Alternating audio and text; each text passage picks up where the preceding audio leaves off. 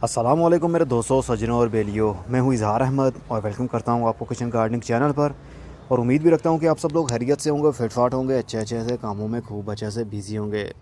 इस साल सर्दी शुरू होने से पहले मेरा कोई भी प्लान नहीं था कि मैं किसी चीज़ की सीडलिंग करूँगा, चाहे वेजिटेबल हो या फिर फूलों वाले पौधे हों। लेकिन अब मैं सोच रहा हूँ कुछ की सीडलिंग कर ही लूँ, क्योंकि सीडलिंग किए बगैर मैं रह नहीं सकता।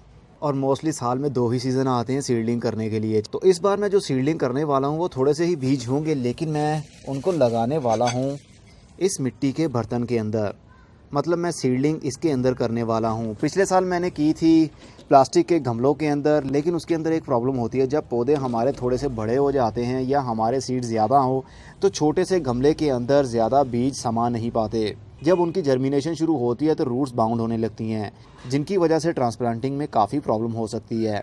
इसलिए मैंने सोचा है इस बार मिट्टी का एक बर्तन लिया जाए। जिस तरह अभी आप देख सकते हैं ये मिट्टी का पॉट है। इसकी गहराई करीब 2 इंच है और इसके अंदर मैं मिट्टी भरूंगा और इसके नीचे बॉटम होल पर सुराख करूंगा और मिट्टी भरने के बाद इसके अंदर बीज लगा दूंगा। क्योंकि इसका डायामीटर आई थिंक ये 10 इंच का डायामीटर होगा, तो 10 इंच के डायामीटर में कितने सारे ही हमारे बीज थोड़े थोड़े डिस्टेंस पर आ सकते हैं।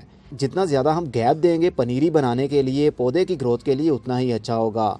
और जब पौधे हमारे थोड़े थोड़े बड़े हो जाएंगे उसके बाद हम आसानी से उसको निकाल के अलग अलग गमलों के अंदर भी शिफ्ट कर सकेंगे। तो इस बार तो मेरा प्लान है कि इसके अंदर सीडलिंग करने का।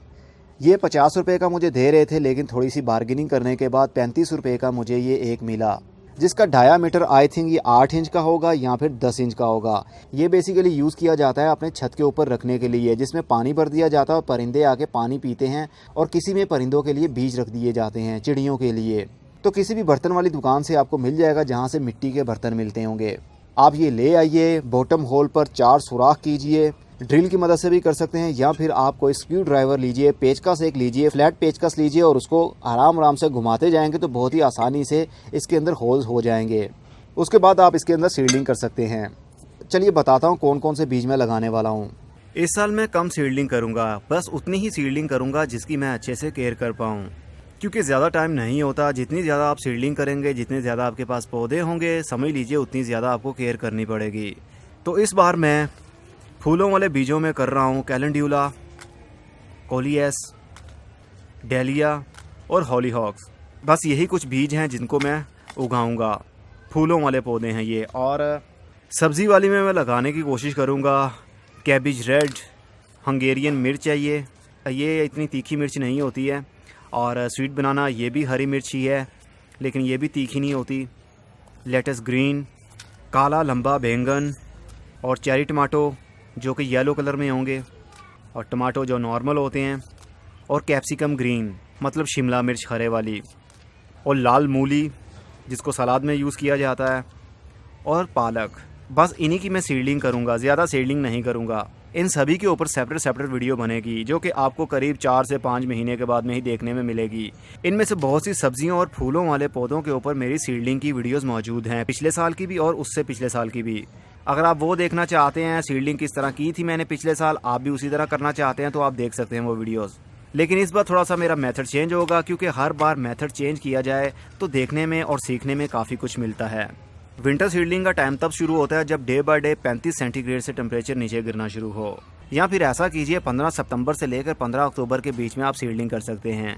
लेकिन मूली, गाजर, शलजम इस टाइप के जितने भी पौधे होते हैं उनको 15 अक्टूबर को ही ग्रो कीजिए, क्योंकि उनको थोड़ी सी कूलनेस की ज़रूरत होती है। जब पौधे जर्मिनेट हो जाते हैं तो गर्मी होने की वजह से वो काफ़ी टॉल हो जाते हैं, जिसकी वजह से वो डी शेप होते हैं और सर्वाइव नहीं कर पाते। इसलिए थोड़ी सी कूलनेस होगी तो पौधे स्टेबल रहेंगे, खड़े रहेंगे और नीचे से फ्रूट बनना भी जल्दी ही शुरू हो जाता है। इस बार जो मेरी वीडियोस होंगी वो प्रॉपर केयर के बारे में भी होंगी, मतलब कि कौन सी स्टेज के ऊपर कौन सा पौधा सर्वाइव नहीं कर रहा, कौन से टेम्परेचर में उसको प्रॉब्लम होती है, उसके लिए मैं कौन सी खाद यूज़ कर रहा हूँ, कौन से कीड़े हमला कर रहे हैं उनको कैसे मैं दूर कर रहा हूँ, कौन सी कीड़े मार दवाई यूज़ कर रहा हूँ। ये सारी मेरी कोशिश है कि एक एक वीडियो के अंदर इसको कवर करने की कोशिश करूँ, क्योंकि सीडलिंग कर लेना, पौधों को बड़ा कर लेना, फ्रूट पर ले आना, इसके ऊपर तो मेरी वीडियोस मौजूद हैं, लेकिन डिटेल के साथ मौजूद नहीं है अभी, जैसी कि होनी चाहिए। कब कब मैंने कौन से पौधे को कौन सी खाद दी, कौन सा पेस्टिसाइड दिया, किस एरिया में रखा, ये बहुत सी छोटी छोटी सी बातें होती हैं जो कि बहुत ही ज़रूरी होती हैं, ताकि आप लोगों को भी पता चल सके कि मैंने कौन कौन सी खादें यूज़ की और क्या रिज़ल्ट उनका मिला। तो बस आप भी 15 सितंबर से शुरू हो जाइए सीडलिंग करना। आज 11 तारीख हो चुकी है सितंबर की, लेकिन मैं आज से ही किसी ना किसी की सीडलिंग शुरू कर रहा हूँ। मैरीगोल्ड की आप सीडलिंग अभी से शुरू कर सकते हैं, लेकिन देसी वाले की, हाइब्रिड की अगर आप करना चाहते हैं तो 15 सितंबर से ही शुरू कीजिए ताकि आपको अच्छा रिजल्ट मिल सके। तो बस आप भी इसी तरह के बर्तन ले आइए और ये लॉन्ग लाइफ के लिए आपके पास रहेंगे। बार बार इनके अंदर सीडलिंग कीजिए और इनके अंदर जो पौधे बनेंगे उनको ट्रांसप्लांट करते रहें। मेरा काम है आप लोगों को मोटिवेट करना और कोई ना कोई मशवरा देते रहना जो कि आपके लिए और आपकी गार्डनिंग के लिए काफ़ी अच्छा रहेगा और सस्ता रहे। अब मैं चलता हूँ, खुदा हाफिज़, good bye, see you and tata, और अपना बहुत सा ख्याल रखिएगा।